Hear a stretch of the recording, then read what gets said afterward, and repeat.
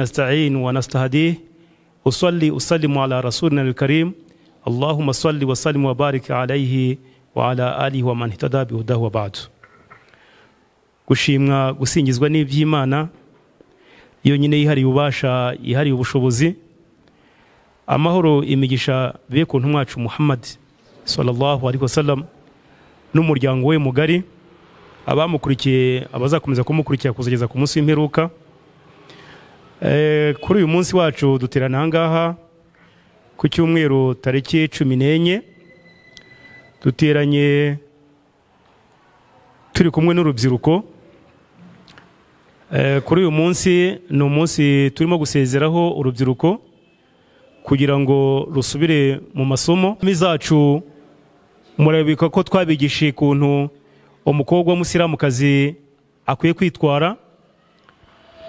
Twabigishe ko umukobwa w'umusiramukazi atarangwa no gusamara.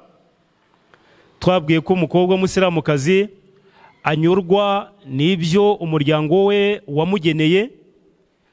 Twabigishe ko umukobwa w'umusiramukazi yubaha ahari hose. Kubera iki rero agomba kurangwa n'ibyo ngibyo? Nuko kunyurwa n'ibyo umuryango we wamugeneye bizamuha kwifata no kudashukwa n'utundi duhenda abana utwo ari two twose yagenerwa n'uwari wese waba ushaka kumuvana ku murongo. Bivuga ngo burushatse kumuvana ku murongo wese amushukisha uduhenda abana, yibuka yuko iwabo ntacyo watamuhaye, ndetse n'ikindi yakenera ko yakongera akagisaba ababyeyi. Ibyo ngibyo bimuha kwirwanaho no kwirwanirira ahari hose igihe atari kumwe n'umuryango we. By'umwihariko nk'abagiye kwiga baba mu bigo cyangwa se abagiye kwiga nyuma yaho batuye, turacyabibutsa rwose yuko bagomba kuzitwararika aho bazaba bari hose kugira ngo batazagarukana mu muryango wabo ibyo batabatumye. Iwabo batumye iwabo babatumye ngo mujye kwiga, nta kindi babatumye, ni mugende mujye kwiga mukurikirana amasomo yanyu mu buryo bufatika kugira ngo muzatahukane umurongo iwanyu babahaye. Ni ukuvuga ngo muzite ku masomo yanyu urubyiruko, ntimuzarangare, muzubahe ubuyobozi, muzubahe imirongo yose y'ubuyobozi, ntimuzasimbuke ibigo, ntimuzange kurya ngo iki ngiki iwacu ntago bakirya, aho ugiye ntago ari iwanyu ugiye ku kigo. Uzasanga ikigo cyose cyarateguye, uwo niwe uzaba ari umurongo ikigo cyateguye. Isilamu igusaba yuko uzabyubaha, maze ibyo n'ibyo bindi byose ukazabikenera ari uko ugeze iwanyu. Iyo umuntu ari umushyitsi yemera izimano yazimaniwe, cyane cyane ko riba ntacyo ryamutwara. Ni muri urwo rwego rero icyo muzasanga ikigo cyarateguye kizaba ari cyo ngicyo. Kandi umukobwa w'umusiramu iyo ageze mu bandi bana ababera urugero, ibyo bita kwera imbuto.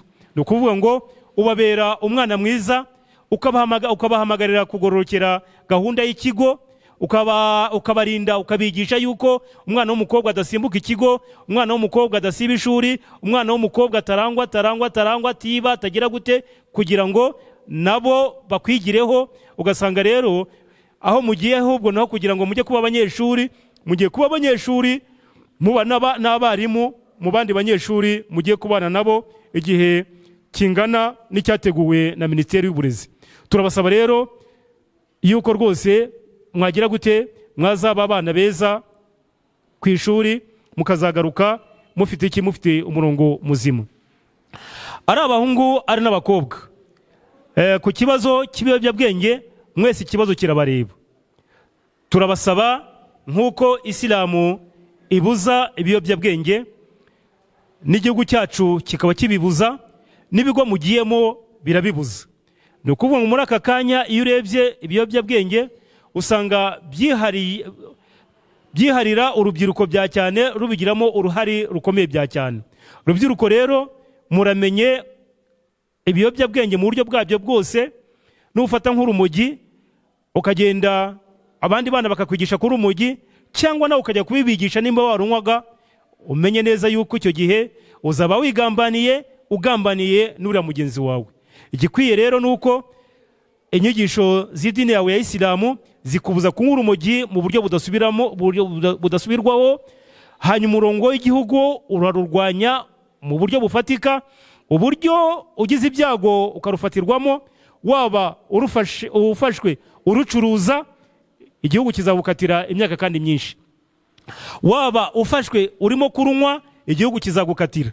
Ni muri urwo rwego rengira ngahari umwana w'umusilamu nagakwiye kugaragara muki, nagakwiye kugaragara mu ikipe y'abana bananiranye kubera kunywa ibiyobyabwenge. Umwana w'umusilamu ahari hose aba ari iki? Aba ari urumuri. Aba ari iki? Aba ari urumuri, akaba agomba kumurikira iki? Akaba agomba kumurikira abandi. Ibiyobyabwenge byabaye byinshi, nibyo abantu batatekerezaga ko abantu babibyaza ku biyobyabwenge, nabyo babibyajeho umusaruro, uburyo basigaye nabyo babikoresha bikabaviramo kuba ikiyobyabwenge. Hari icyatsi cyitwa rwiziringa. Icyo cyatsi ntabwo cyari kimenyerewe mu biyobyabwenge, ariko muri aka kanya kuko kiba kiri ku gasozi, ugasanga abanyeshuri bakinyweyeho, bagikoresha, barakigukanguriye, uragiye ukigiyeho, kirakwishe. Iyo rwiziringa ku muntu uyikoresheje arangwa no kuma no kumagara, ataramutse atabonye abavuzi vuba aho ngaho ngo bamwiteho, uburyo ashobora kuba yagira gute, ashobora kuba yapfa. Gahunda y'u Rwanda ishinzwe kurwanya ibiyobyabwenge nacyo bagishyize mu byaha bihanwa nk'abantu bakoresheje ibiyobyabwenge. Icyo impamvu nkibabwiyeho nuko cyo ari ikintu cyoroshye kuba wakibona, nuko ari ikintu umuntu yagushuka akakikuzanira, akakuzana n'amashakirete kugira ngo ugikoresheho mu buryo bukoroheye, nta mafaranga akwatse ari ntaki. Ni muri uru rwego rero utwo tuntu twose, ibyo bintu byose ni ibiyobyabwenge, mu byirinde. Ari abakobwa ibiyobyabwenge birabareba kuko ari abakobwa barabikoresha, ari abahungu barabikoresha. Mumenyere yuko umurongo w'idini ryacu ibiyobyabwenge mu buryo bwabyo bwose wabituziririje, ndetse n'umurongo w'igihugu ukaba ubirwanye. Muri rusange ngahari munyemereye twarangiriza ahangaha, ariko mu by'ukuri impamba muvanye muri ibi biruhuko izabafashe amasomo yanyu, kandi muzerere abandi bana imbuto muzasanga ku ishuri, ndetse n'ikigo cyanyu muzagifashe gushyira bagenzi banyu ku murongo. Iyi gahunda yacu ni gahunda twagennye ijyanye n'ibiruhuko by'abanyeshuri biga mu mashuri atandukanye, kuva ku yisumbuye kugeza muri kaminuza. Icyatumye twatekerejeho ni uko urubyiruko ariyo maboko y'idini, by'umwihariko akaba nayo maboko y'igihugu. Kubera iyo mpamvu rero Isilamu igira umurongo mugari wo kwita ku rubyiruko, ndetse n'igihugu nacyo kikaba ari uko. Ni muri urwo rwego rero urubyiruko rwacu twashyizeho gahunda ko nimba ruje mu biruhuko ko tugomba kurwegera kugira ngo turuganirize, turihe amasomo atandukanye. Ubu rero urubyiruko rwacu kuva ibiruhuko byatangira rwahawe amahugurwa mu masomo menshi atandukanye. Rimwe muri ayo masomo rwakanguriwe gukunda igihugu. Gukunda igihugu babyeretswe mu buryo bugari ko umusore w'umunyarwanda, by'umwihariko w'umusilamu, agomba gukura akuranye igihugu cye ku mutima we rwose, naho byaba ngombwa akaba yakitangira. Aya masomo barayahawe kandi barayasobanukiwe. Nanone twongeye kubigisha ku masomo agendanye no kurwanya ibiyobyabwenge no kubyirinda. Iyo urebye hirya hino usanga urubyiruko rwinshi ruzengerejwe n'ibiyobyabwenge. Muri urwego urubyiruko rwa Kisilamu rugomba kuba rufite ubujijuke buhagije bukomora mu idini yarwo ko Isilamu ifite umurongo urwanya ibiyobyabwenge mu buryo bidasubirwaho. Bagerageje rero kwerekwa ko umusore muzima agomba kuba azirana n'ibiyobyabwenge mu mitekerereze ye, mu mvugo ze, mu ngendo ze, mu buryo bwose. Ibiyobyabwenge rero mu buryo bugari twagerageje kubereka yuko mu Busilamu bisanzwe kizira ko inzoga mu Busilamu ari ikizira, ariko ntibituma hatari abazinywa. Biyo twagerageje kubereka yuko inzoga ari ikibazo umuntu akiri mutoya, by'umwihariko noneho izi nkorano noneho zikaba ari ubumara, zikaba ari uburozi, kuko umusore uzigiyemo asaza akiri umwana. Iryo somo rero twararibahaye, twararibigishije uburyo ubu ngubu ngira ngo ahari uwo ari wese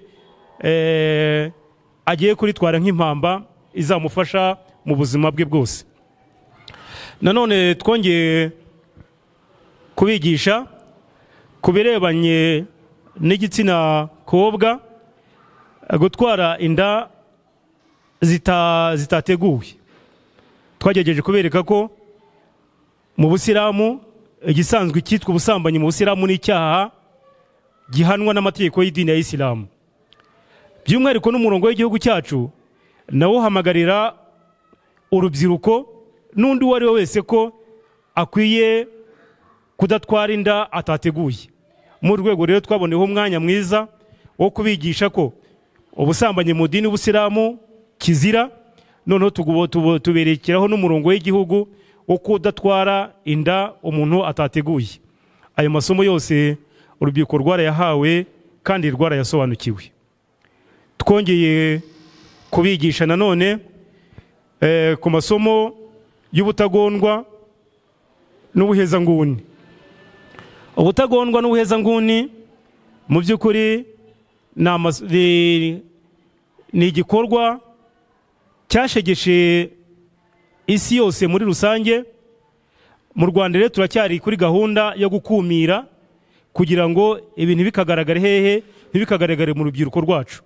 By'umwihariko rero urubyiruko rwacu rwa Kisilamu tugerageza kurwereka ko ubuhezanguni ari igikorwa gikorwa n'abantu bafite inyungu zabo bwite, bakagerageza kwihisha muri Isilamu. Ibyo bakabikangurira Abasilamu rimwe na rimwe baba bafite ubujijuke bukeya, babereka ko kubijyamo ariko gukorera idini, babereka ko kubijyamo ariko kwitangirira idini, kandi mu by'ukuri ababyigisha baba bafite gahunda zabo bateguye, baba bafite imirongo yabo migari, baba badushakamo abakiriya n'abaterankunga bazabageza kuri gahunda zabo zo baba barimo. Iyo birebye usanga benshi bagiye bateguye ibyo bikorwa, baba bategura imirongo yabo ya politike, abandi imirongo yabo y'ubucuruzi. Ugasanga umuntu ashaka arimo ariga kuzagera ku buyobozi, agaca mu rubyiruko, agaca mu baturage, akabakangura ubuhezanguni, hanyuma babandi bamujya inyuma wa muntu akabonye abantu. Ikibabaza kurutaho, twaberetse yuko abenshi bakunze gutegura mwene ibi bikorwa ko baba batari naho bugufi. Ushobora gusanga biryamiye mu mahoteli yo mu bihugu bikize, mu bihugu byateye imbere, ugasanga bo biryamira iyo ngiyo, ahubwo baratelefona bereka abantu imirongo ibyo bagomba gukora. Rimwe na rimwe ugasanga rero abantu batateguwe bishoye muri ibyo bikorwa, bishoye muri ibyo bikorwa by'ubuhezanguni. Ugasanga ejo bigize gute, bigizeho ingaruka sosiyete y'abantu baba baturanye bari muri iyo sosiyete. Urubyiruko twagerageje kurwigisha mu masomo kandi barabisobanukiwe. Muri rusange rero ngira ngo ahari andi masomo ya rusange twagerageje kubaha, twaberetse uko umwana w'Umusilamu uri mu mashuri akwiye kwifata. Twamweretse ko umwana w'Umusilamu nk'uko Isilamu yamuteguye agomba kugororoka mu rugo iwabo, akagororokera ababyeyi be, ubwo bivuga ko icyo ababyeyi bifuje kumutuma akagikurana umurava, akazi kose ko mu rugo akaba yagakoze. Ni na gutyo rero idini rikomeze rikamukurikirana no kuzageza mu mashuri aho azaba agiye, idini rikamutegura ko azagororokera ubuyobozi azasanga, akazaba umunyeshuri mwiza mu bandi banyeshuri. Hanyuma ikindi kirenze icyo ngicyo, akazaba n'umuhagararizi mwiza w'ubusilamu ku kigo aho azaba yiga. Muri rusange abanyeshuri bacu bari mu biruhuko, iyo mpamba barayitwaye, kandi mu by'ukuri rwose bagerageje kwitabira ku musigiti wacu wa Kagugu, baritabiriye. Abanyeshuri rero bageze aho bagombaga kugera, inyigisho bagombaga guhabwa zose barazihawe. Ubu ngubu kuri uyu munsi tukaba tubasezereye kugira ngo bajye gutangira ikivi gikomeye. Twaberetse iki kivi barimo gukora, inyungu zirimo, inyungu zibaheraho ku giti cyabo. Uwize mbere ya byose yiga kugira ngo azabe umugabo, yiga kugira ngo azizamure ku giti cye, ariko twagerageje kubereka ko na sosiyete ngari iba ibafiteho inyungu. Ni ukuvuga ngo ariga, umunsi aziga akagera ku ntego yo kwiga, akarangije amashuri akabona akazi, azigirira akamaro ku giti cye, ndetse ka kamaro kagira no ku muryango we. Bivuga ngo azakagirira ababyeyi be, akagirira abamukomokaho. Ariko ibyo ntabwo bizaherera aho ngaho, kubera ya masomo yize, kubera ka kamaro afite muri sosiyete, n'idini rye azarigirira akamaro. Kuko umuntu utarize, umuntu usabiriza, umuntu uciriritse, nta inkunga ye mu idini iba ari nkeya. Namara kwiga rero akaba enjeniyeri, akaba umupilote utwara indege, akaba umuntu uvumbura aho peteroli iri, icyo gihe azagira akamaro gafatika iri dini, kuko azarifasha mu mishinga migari y'iri dini. Ndetse ntabwo bizagarukira aho ngaho, twamweretse n'uruhare rwe ku gihugu cye, uko azaba yigira akamaro ku giti cye, yakagiriye umuryango we, yakagiriye idini rye, ba bandi bose yakagiriye nibo bagize igihugu. Muri urwo rwego n'igihugu azaba kiruhuye mu bikorwa byinshi, cyagashyizemo imbaraga kugira ngo kizamure ba bantu bose yamaze kuzamura. Muri rusange rero urubyiruko rwacu kuri uyu munsi turusezeye ngo rusubire ku mashuri, tukaba twongeye twagiranye nabo biganiro, twakoze umuganda, twasukuye umusigiti wacu. Ubwo ahasigaye twahanye gahunda y'uko tuzongera kubonana narwo ibiruhuko birangiye. Imana izabahe amasomo meza azashobora kuyobora igihugu cyacu ku murongo cyihaye. Murakoze.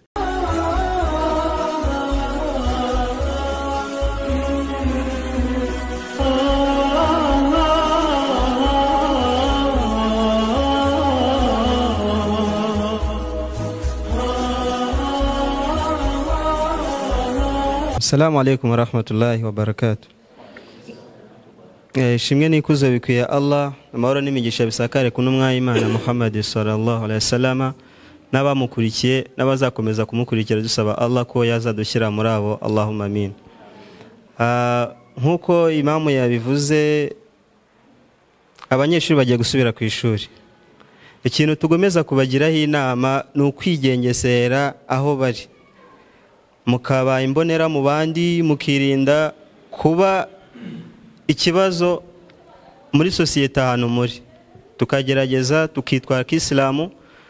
Imico myiza twakuye muri iki kiruhuko tugende tuyisakaze no ku bandi. Hano tugira ibikorwa byinshi bitandukanye. Tugira igikorwa cyo gusura abarwayi, ni igikorwa ngaruka kwezi, tugikora mu ntangiriro z'ukwezi, ni igikorwa gihoraho. Icyo ni igikorwa cyiza nk'urubyiruko, mwebwe mugiye kujya ku ishuri mwagenda mugasangiza abandi. Ni igikorwa cy'urukundo, ni igikorwa gihuza abantu, ni igikorwa cyiza umuntu wese yakishimira. Mbasaba ko aho mugiye kugenda ni igikorwa mwashishikariza n'abagenzi bacu batari abasilamu, ku buryo nabo bazajya bagera kwa muganga, kuko ugeze kwa muganga uhigira ibintu byinshi cyane. Ugerayo, wowe ugerayo ugenda ubona nta kibazo ufite, ariko ugezeyo ukabona umuntu amaze nk'umwaka amanitse akaguru, biguha inyigisho, kuko uhita ubona ko nawe ntacyo uri cyo, isaha n'isaha nawe byakugeraho. ibyo ngibyo urumva ni igikorwa cyiza ushobora kugeza kuri bagenzi bawe. Ikindi gikorwa dukora ni igikorwa cy'umuganda. Igikorwa cy'umuganda hano ku musigiti tugahura tugakora umuganda tugasabana. nk'ubu musanze umuganda urangiye twa turi mu gikorwa cy'umuganda, umuganda urangiye turicara tukaganira, nabyo bikatwongerera urukundo hagati yacu. Ntagiye kure ndashishikariza buri wese udukurikiye ko twajya dozaho ibikorwa by'urukundo, tukagera kuri abo barwayi, tugafasha abo batishoboye. Ibyo bitwongera imani. Ntizimye mu magambo ndumva nasorezaho. Assalamu alaikum wa rahmatullahi wa barakatuh.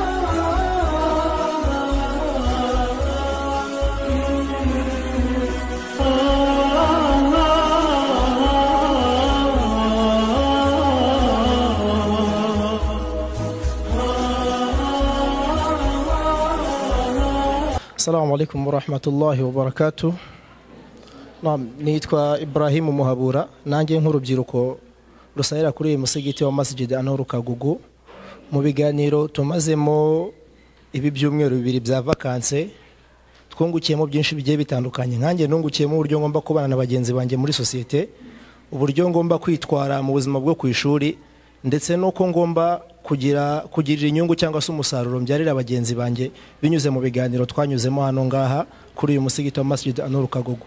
Twize uburyo dukwiye kwitwara, kubanira bagenzi bacu neza, ndetse n'uburyo dukwiye kubanira n'abayobozi bacu, cyane ko idini yacu ya Islam idushishikariza kubaha abayobozi, cyane ko hari rumwe mu rubyiruko rugera ku ishuri rugatangira kwitwara nabi, bagatangira gukora ibikorwa bidakwiye.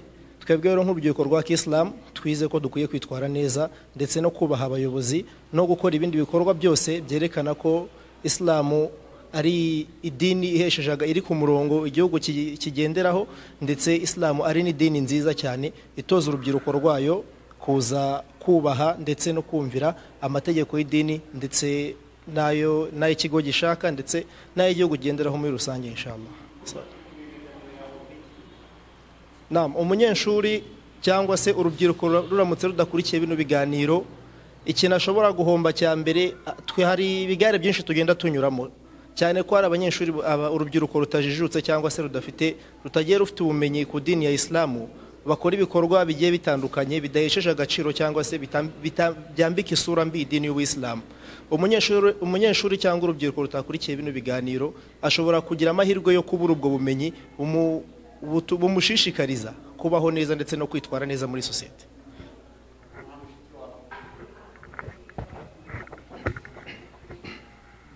Assalamu alaikum wa rahmatullahi wa barakatuh.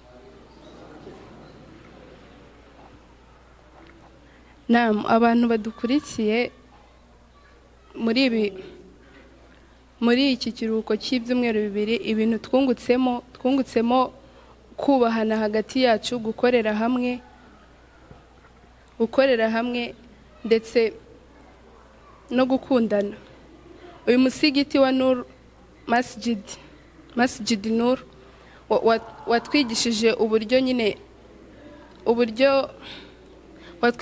uburyo twakorera hamwe, ndetse tukajya ku ishuri tukigisha bagenzi bacu uburyo bakubaha abayobozi, babana neza n'inshuti, ndetse bakabana neza mu mahoro, ndetse mu mahoro hamwe n'abayobozi.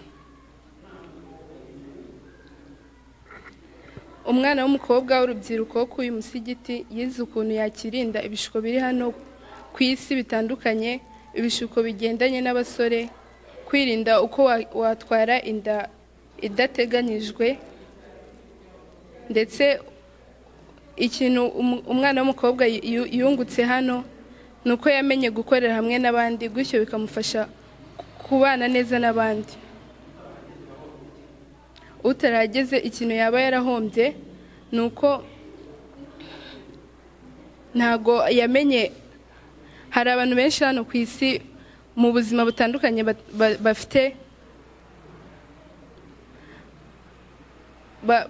batabona amahirwe yo kuganira n'abantu bakuru babagira inama. Gusa twebwe nk'abantu nyine b'urubyiruko bo kuri uyu musigiti twahuye n'abantu bakuru batugira inama z'uburyo twakwitwararika, dushishikariza buri wese ko yamenya gukorera hamwe n'abandi.